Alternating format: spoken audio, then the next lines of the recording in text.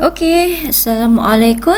Our third part for topic 5. Right, the production stages after we have filled up all the value for APMP. Okay, we would like to draw the diagram. This is the diagram. Untuk kat sini you akan tulis TP APMP. You will draw the thing you calculate lah. 3 benda ni, TP APMP, dan variable input akan jadi paksi awak, which is labor. Labor akan duduk kat bawah ni. Yang ni adalah TP APMP. So dia ada set of rules yang you need to follow in order to draw the diagram. Dia tak boleh main draw je. Dia depends on the rules and regulation lah. Tapi whatever question afterwards keluar, bentuk diagram dia tetap sama walaupun figure dia berbeza. So keywords dia fahamkan dahulu how to do the drawing. Alright, so here, alright, we will start with the drawing for TP. So I'll show you the drawing. As simple as,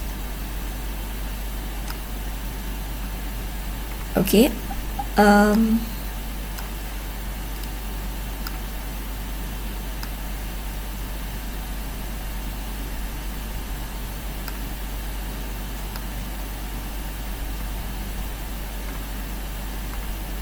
okay. Alright, this is how you draw. Letak 2. Okay, apa yang kat sini? TP, AP, MP. Alright, sini adalah labor. Tapi depends on the question lah. Kalau for example dia panggil fertilizer ke, itulah fertilizer. Tapi kalau you tulis labor pun kita tak akan salahkan lah. Okay, first of all we will draw TP. Look at the figure of TP. It start from 0, meaning that it start from the origin. I'll change my pen. Start from the origin here, and then afterwards it keep increasing. Naik. Tengok the value 44, 50, 54, 56, and then 56 start jadi 54 there. Meaning that as time goes by, the value of TP will start to drop, which is at the 9th labor. The maximum one, dia ada 2, 7, 8, kita ambil yang paling bawah, which is masa kita upah 8 labor. So, how? From the origin, naikkan dia, and then maximum dan turunkan, and labelkan dia sebagai TP. Macam ni je rupa TP. It's very simple. Tak perlu pening-pening pun. Okay. Hitam tak ada pula.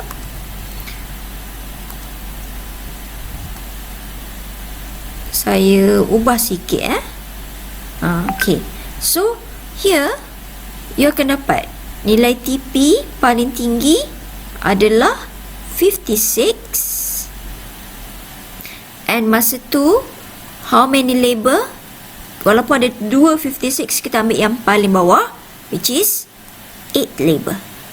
Meaning that for this company, in order for you to produce the most product, you must hire 8 labor. As simple as that.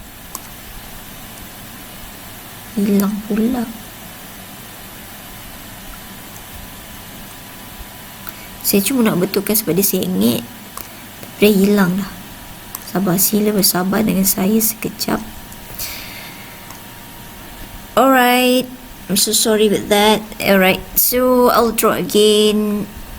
It's basically TP and turun. Make sure lepas naik tu terus turun. Bila dia dah jumpa maximum point here, terus turunkan dia.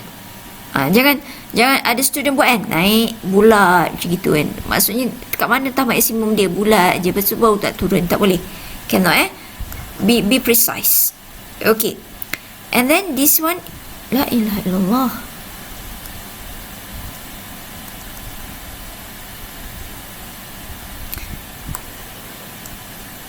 Okay, and this one is the origin. Alright, as simple as that. Nampak tak? Simpelnya buat TP. Mudahnya. Yes, very mudah. It's not that hard. Next is, we will draw. Dia ikut sequence. The first one you need to draw is TP. This is the first one. The second one you need to draw is MP. And this is the second one you need to draw. Okay, look at the figure of MP. Tengok 8 naik. This is the maximum. And then start turun. Lepas tu dia akan jadi kosong. Look at where dia jadi kosong. Masa label 8, masa tu TP tengah maksimum. Maksudnya dia akan berjumpa di sini nanti. MP. Okay, kita tak perlu pakai kertas graf ni. Kita akan pakai sketching sahaja. Tapi you kena follow the rules and regulation lah. So how to draw the MP is basically naik maksimum. Okay, janganlah tinggi sangat sampai lagi tinggi pada TP, sebab maksimum TP ada 56, maksimum dia ada 13 je. So janganlah tinggi sangat And then you turun. Sekejap ya, I need to focus on the drawing. Jangan sampai Parkinson sudah. Saya pakai pen ni lagi susah. Tapi you pakai pencil mudah, sangat senang lah nak draw dia. Alright. And then turunkan dia. Make sure you turunkan dia. Aduh lah, tabahlah. Payah juga pakai drawing tab ni. Nyesal tak beli touchscreen kan. Masa saya beli laptop ni, masa tu belum COVID. Astaghfirullahaladzim. Laptop ni baru lagi, takkanlah saya nak tukar baru pula kan. Okay, selingan saja. Right. And then Allahu Akbar, kenapa susah sangat ni? Saya dah lama tak buat drawing. Ya Allah. So point saya, you kena make sure dia cross kat situ. I'm not sure what happened here. Before this, it's not this hard. Saya dah lama tak buat teaching video. My old teaching video is sangat kuat bunyi saya sesama. That's why saya buat yang baru for you all. Tapi pendek katanya, rupa dia akan jadi macam ni lah. Ya. You mesti turun, make sure kena kat sini. Okay. Saya punya ni, I'm not sure lah what happened to my drawing tab ni. Dah lama tak guna dia merajuk kan. Dia tak nak melengkung. Padahal saya dah buat dah. Okay lah, halal lah tu. Okay. Then make sure jangan lupa labelkan dia sebagai MP. Okay. And the maximum point there, mana dah pen saya? Kat sini adalah 13. And label yang ke berapa? Label yang ke 3. So masa dia maksimum tu, masa tu label yang ketiga. And ingat MP, dia mesti cross kat sini MP ada negative value. Tengok ni negatif. That's why di kaki dia duduk kat bawah-bawah. Alright. And then last kali how to draw AP. Look at the figure there. 8, 10, 11 increase kan, maximum. Maximum dia. Tapi maksimum dia selepas maksimum MP. Mean that bukan kat sini dia somewhere here. Dan masa dia maksimum tu label dia yang keempat. Label yang keempat. And nilai maksimum dia lagi rendah daripada nilai maksimum MP. Nilai maksimum dia 11. So kita rendah sikit. Jangan buat tinggi sangat kan. Sebab ni 13 kan. So sini 11. Okay. And you draw lah. Another colour lah. Okay, hopefully dia dengan cakap kali ni, from the origin maximum and then turun. Ini adalah AP. And make sure for AP kaki dia jangan cross ke bawah sebab nilai AP tak ada nilai negatif. As simple as that. So afterwards, every drawing, whatever question keluar kat sini, rupa dia macam ni. And then you must state the stage. Okay. Here, antara ini, bila TP maksimum dan MP 0 ni, ini adalah sebelah sini adalah stage 3. So bila AP dengan MP cross, in between ni, tengah-tengah ni adalah stage 2. And sebelum tu adalah, dalam ni adalah stage 1. Antara ni ke sini stage 1, ini ke sini stage 2, dan seterusnya itu adalah stage 3. Okay, kenapa stage 2 kecil sangat? It depends on the drawing. My drawing is like this, that's why stage 2 saya dapat kecil. Tapi kalau you tengok dalam ni, stage 2 saya tak adalah kecil sangat kan, dia boleh besar lagi. Ada student depends on the drawing lah. Okay, tapi you must follow the rules and regulation. And bear in mind, you don't even need to rewrite this 3, 4, 8 label ni, 11, 13, 56 nilai maksimum dia ni tak perlu. Tak perlu letak pun dalam exam. You just lakarkan macam ni sahaja rupa dia. If they ask you to draw the TP-AP-MP curve, this is how the drawing should be. It must follow all the rules and regulation. And make sure MP maksimum dalam stage 1. Stage 1 kan maksimum dia. Dan pembahagi antara stage 2 and stage 1 and stage 2 adalah bila AP maksimum. Nilai AP tak akan jadi turun ke bawah. Nilai MP akan ada nilai negatif, dan MP ni wajib dia akan cross dekat ni point MP 0 bila TP paling maksimum. Okay, so as simple as that. Alright, so kalau you redraw without looking at the the table. For example, I redraw. Bismillah. Dah lama tak guna drawing tab ni. I'll try.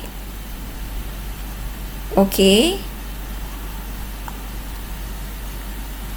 So labelkan TP, MP, AP, label. Right. Then from the origin, maximum, ini adalah TP. Dan dekat TP maksimum tu, ni max TP. Buat satu pembahagi, belah sini adalah stage 3. Ini MP equals to 0. So, you draw MP pula from the origin, increase, then turun, mesti melalui sini, and then write down it as MP. MP punya max mesti berada dalam stage 1. And then untuk draw the last one, which is AP, tanda je satu kat situ, from the origin maximum, and then make sure afterwards dia terus turun. Ini adalah AP. So antara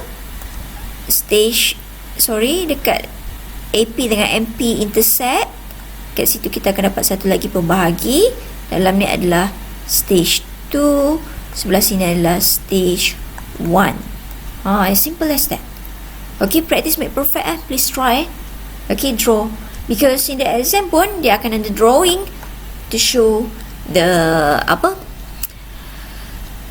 three drawing for the TP, AP and AP. Okay, so let's proceed. Berapa lama dah main teaching video? Okay. Stages. Now we will learn about the stages of production. Okay, senang cerita nak tunjuk kat sini. Saya buat dua screen lah supaya boleh nampak terus. Saya baca and then I'll show you how it relates.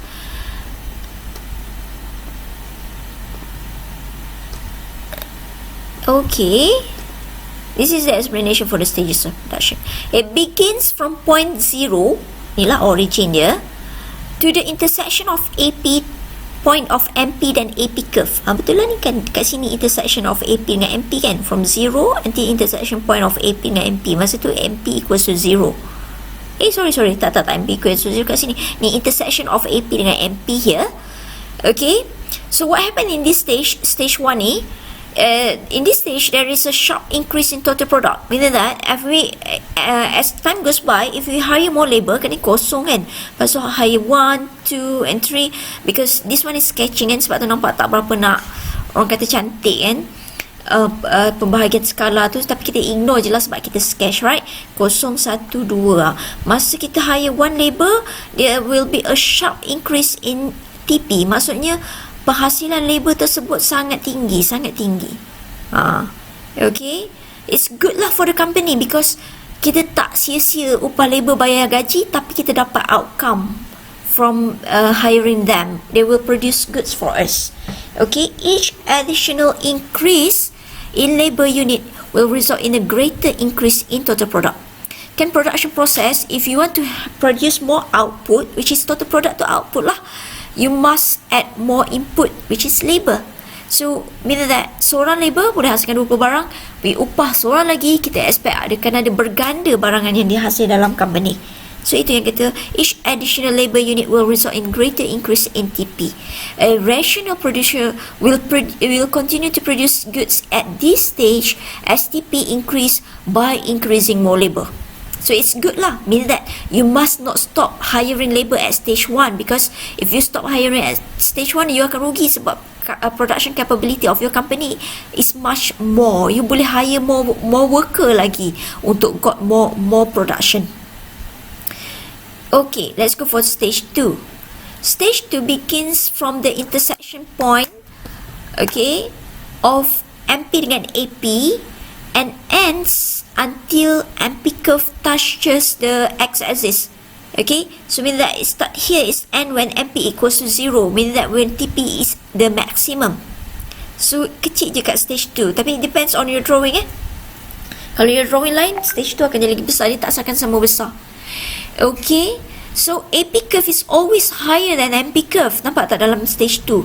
AP duduk atas kan dalam stage 2, MP duduk bawah. Kalau you tengok dari segi the table also, nilai dia dalam stage 2 mean that selepas labor yang keempat lah kan, sebab yang dia intersect bila dia 11 sama dengan 11. So look at the value of AP dan MP. AP 10, MP 6, AP 9, MP adalah 4, meaning that value AP lebih tinggi daripada MP. That's why in terms of the diagram, nilai AP duduk atas. Diagram AP duduk atas, MP duduk bawah. Are you okay? Boleh ni? Right? And then dia kata, it is the most efficient stage. The best stage for a producer is at stage 2. Tak kisahlah soalan apa-apa keluar pun, kalau dia tanya which stage is the most efficient stage, the answer will be stage 2. Because of what? This is the answer. Because the combination of the variable and fixed input are used efficiently. This is the reason why stage 2 is the most efficient stage. Whatever question dia keluar. Okay, kan kita ada banyak soalan kan? Soalan ni semua soalan lain-lain kan? So kalau ditanya which stage is the most efficient stage, the answer will be stage 2. Because every question here, the drawing will become the same. Akan jadi rupa bentuk macam ni juga. Alright. A rational producer will want to produce at this stage of production as TP has already achieved its maximum point. So this is the best stage for the producer lah. Meaning that you can still hire labor up until TP reach maximum. So in this case, kita tahulah as an employer, kita tahu capability kilang kita nak upah berapa pekerja.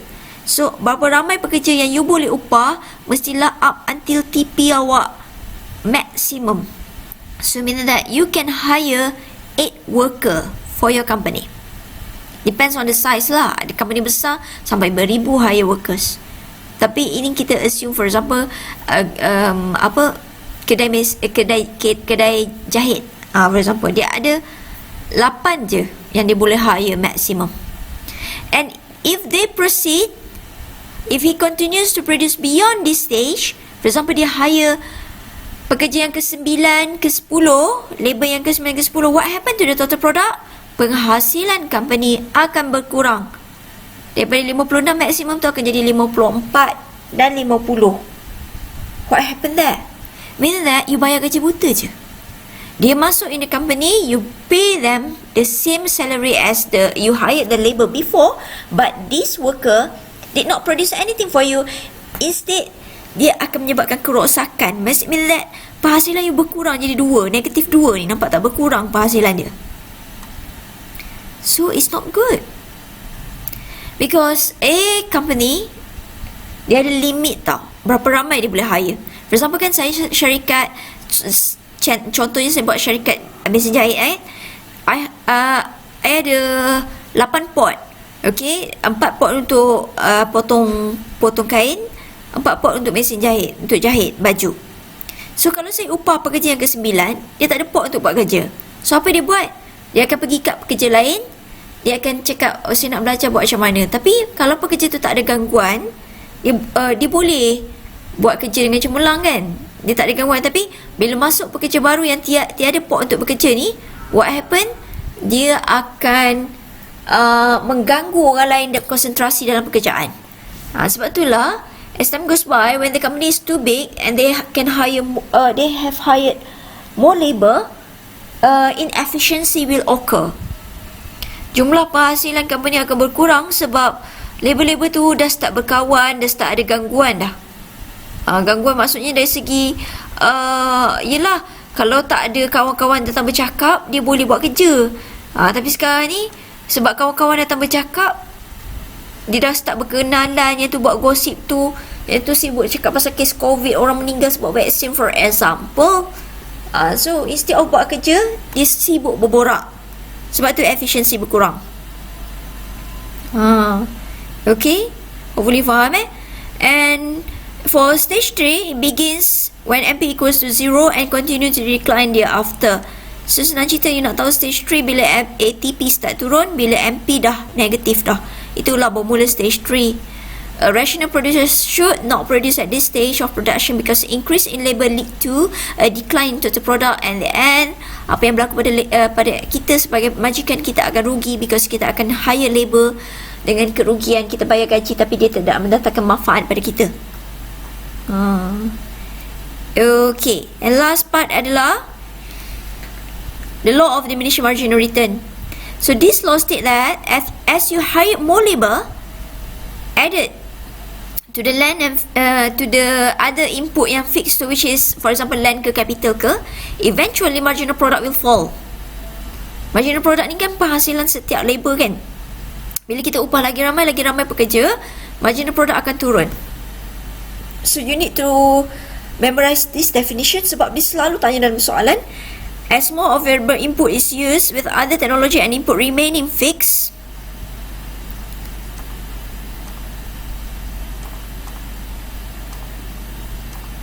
this definition, must memorize this. Okay, eventually the marginal product of variable input, maksudnya marginal product penghasilan labor lah, akan decline. The law of diminishing return start when MP is at maximum point and MP equals to 0, until MP equals to 0. Senang cerita lah, law ni akan bermula bila MP start turun lah.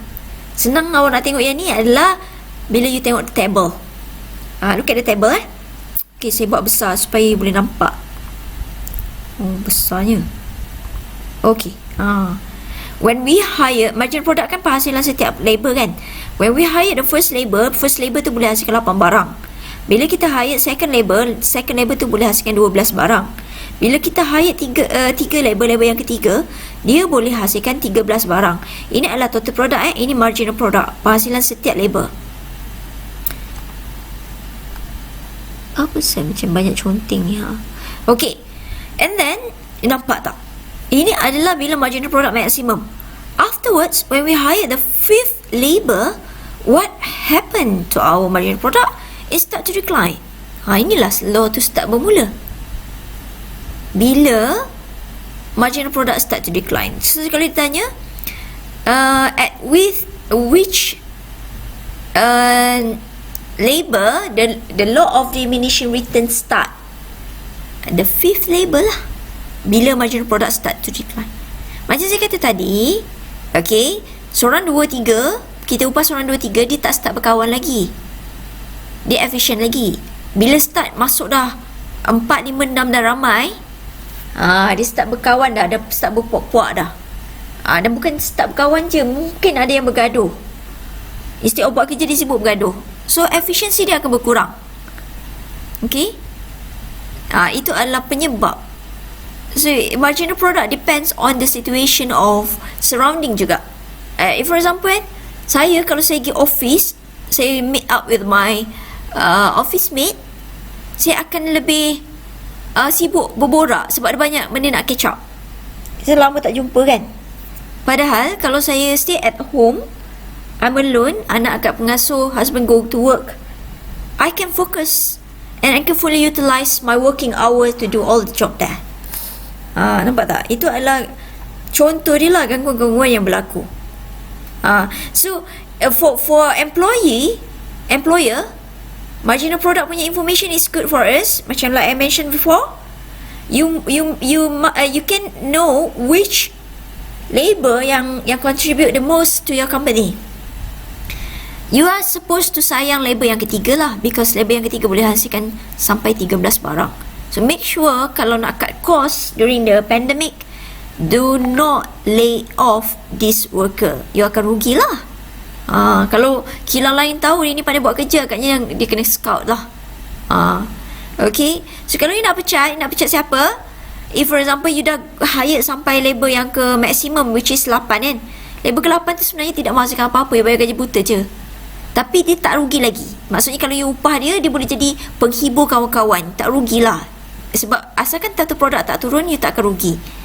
So it's okay for you to hire labor yang ke-8. Tapi kalau you nak pecat dia, tak ada masalah. Dia lah yang pertama sebab dia punya penghasilan paling sikit. Diikuti dengan labor yang ke-7, labor ke-4, dan labor ke-6. And then jangan proceed with labor yang ke-4 7, 6, 5. Afterwards, if you go for labor 4 untuk di lay off, you akan rugilah sebab yang paling teruk penghasilan lagi adalah labor yang pertama. So it depends. This one is a valuable information for the employer lah.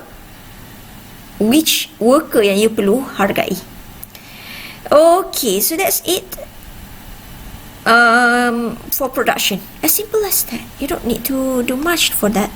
Cumanya kita nak tengok a bit of question, how to solve the question. Alright. State the law of diminishing marginal return. Nampak tak? Bila dia state, dia suruh awak buat definition. Tadi awak dah buat calculation, right? State the law. State the number of worker when the law of diminishing return set in. Ini saya kata, you must do a calculation and you must understand so that you boleh jawab.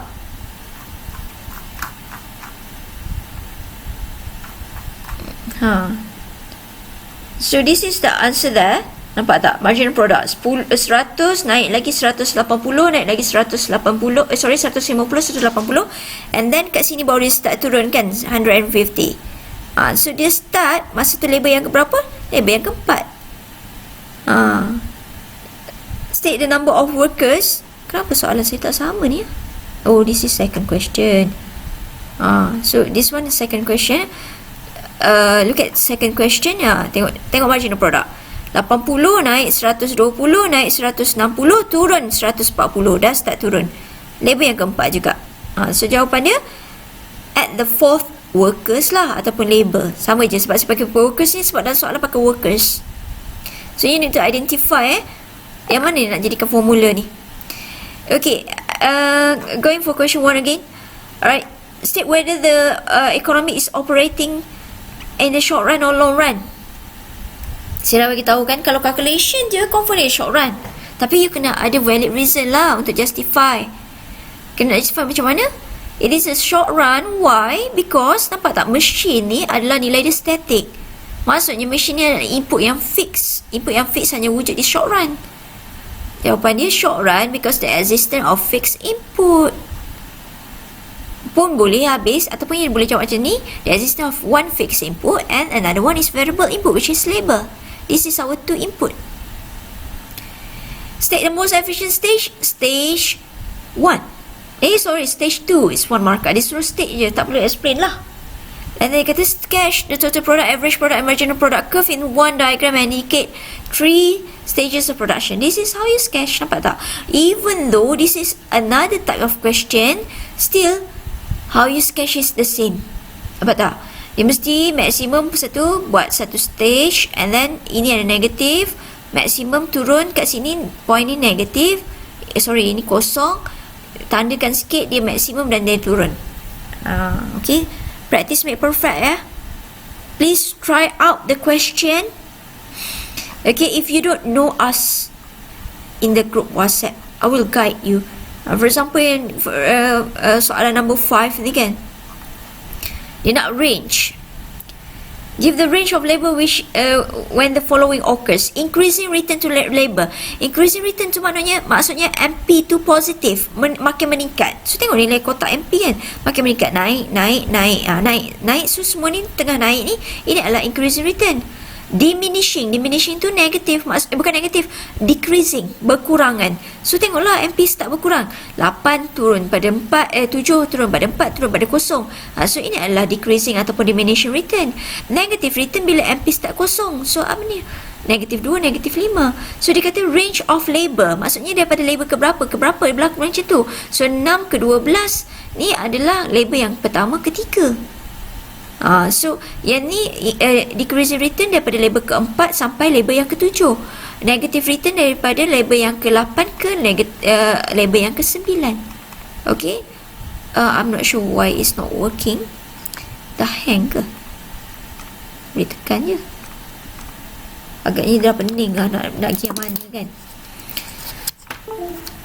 Okay, baru boleh jalan. Tak tahulah kenapa dia nak merajuk kot. Tu cue dia suruh stop teaching video lah tu. Alright guys, so that's it. Please try out the question. Okay,